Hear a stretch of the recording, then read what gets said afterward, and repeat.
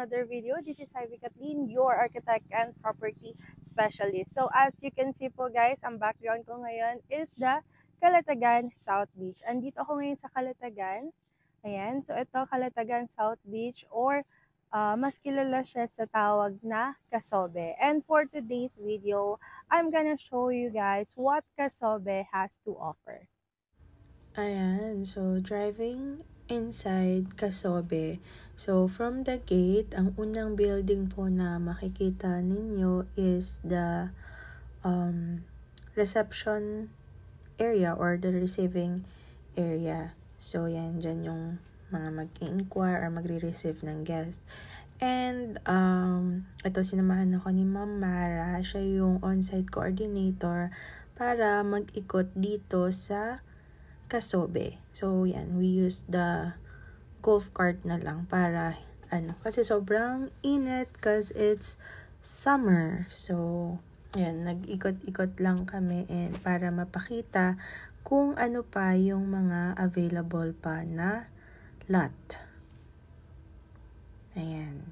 So, dito, mga commercial lots po yung makikita or available dito sa Casobe since yan, malalaki yung cut niya, commercial lots, at the same time, pwede nyo rin po siyang gamitin for residential purposes. Yung white structure naman na nakikita nyo on the left, that's the canopy or yung event hall dito sa Casobe. Yan, nagkikater din po sila ng event. So, dyan sa canopy, meron na pong nag-celebrate ng birthdays. Parang more on birthday celebrations pa lang po yung ginaganap dyan. But pwede rin po siya for wedding. So, itong mga structures naman po sa right side, that's the Crusoe cabin. Yan. So, kung gusto nyo pong itry yung amenities dito sa Casobe, ayan po yung mga accommodations. One of their accommodations, yung Crusoe cabins. Ayan, ito naman yung cocoon. So, once property owner kayo ni Playa or ni Casobe, meron po kayong privilege or discount kapag tinry nyo po yung mga amenities dito sa Casobe.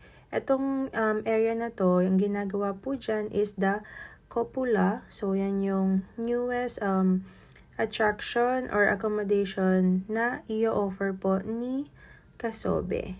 And itong part po na to, available pa siya hanggang doon sa may corner. So, yan. Available po ito, commercial lot.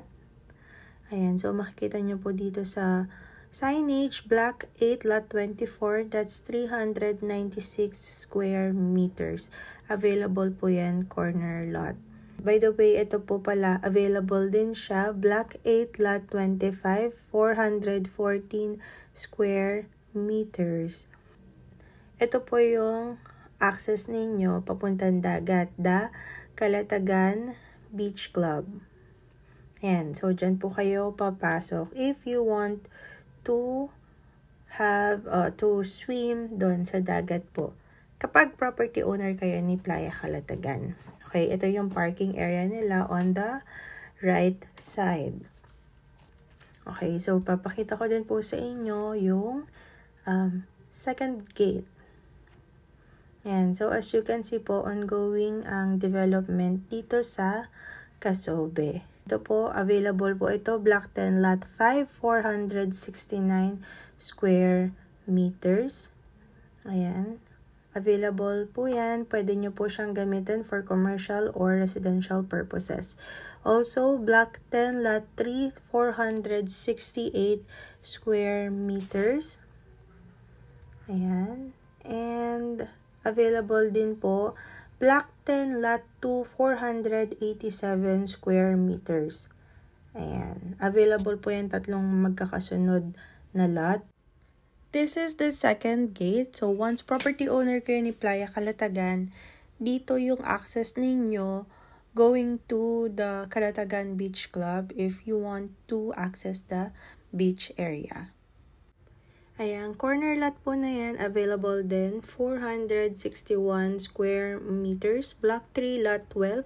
And yung dalawa pa niya pong katabing lot, 472 square meters and 510 square meters. Tatlong magkakatabi na lot po available and sobrang lapit niya lang po sa gate.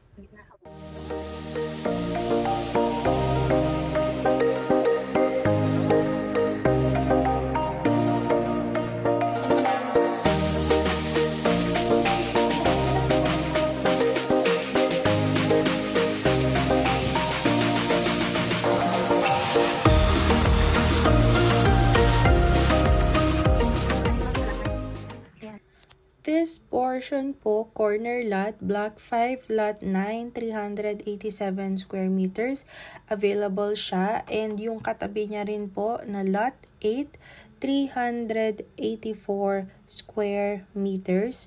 Available din po siya. Again, you can use it po for commercial or residential purposes. Ayan, itong corner na lot, 710 square meters. Available. Tapos yung dalawa niya pang katabi na lot, 569 tsaka 575 square meters. Doon sa kabila, yun na yung Harbor Walk.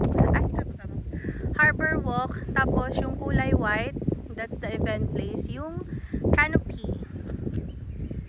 Tapos ito, dito i-construct yung mga cupola and katabi niya yung mga cocoons. And then that's the residential beach club. So pag property owner kayo kay Playa Calatagan, dito po yung entrance ninyo. Yan yung secondary gate.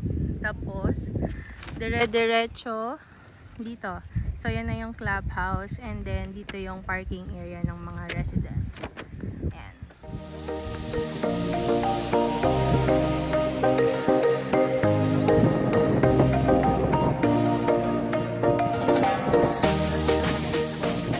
Ayan, that's the Harbor Walk. So, tatayo lang ako dito sa gitna. Ayan, yan na yung, not sure if this is the middle. Ayan, that's the Harbor Walk. So, doon sa part na to, meron pa pong available na lot. Ito din. Ayan. So, from that portion, ito, that's the canopy. Yan na yung, ayan yung events place. So, kapag ito, yung Harbor Walk na yan, it goes straight here. So, kita nyo, merong basketball ring, may half court, and kapag dinire-diretso, yun na po yung dagat. Ayan. Okay, Harbor Walk. Tapos, ito, this is the canopy.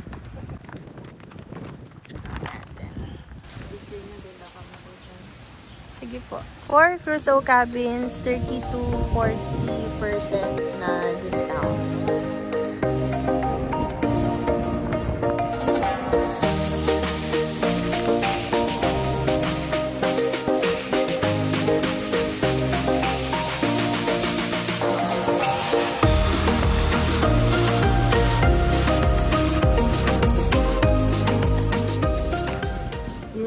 Captain Barbosa, tapos the coffee shack, yan, yung Tazamia. Yan, Crusoe cabin din siya. If you're familiar with Playa Laia or if you have been to Playa Laia, so mapapansin nyo, meron din doong Captain Barbosa. That is because same developer lang naman po si Playa Calatagan and Playa Laia.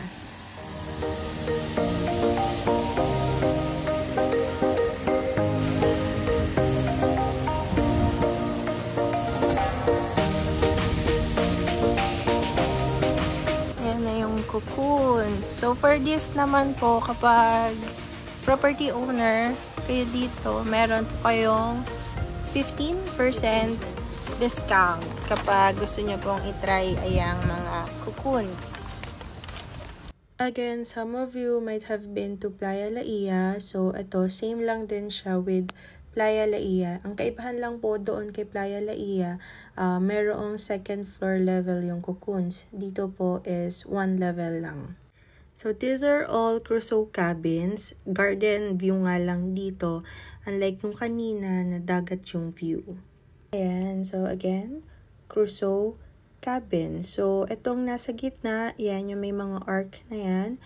Ito na po yung harbor walk as I have shown earlier. So, mula doon sa dulo, going to the beach area, harbor walk. And that's all for Casobe. Hindi ko na lang po na pakita lahat pero marami pa pong available. Smallest available lot is 396 square meters.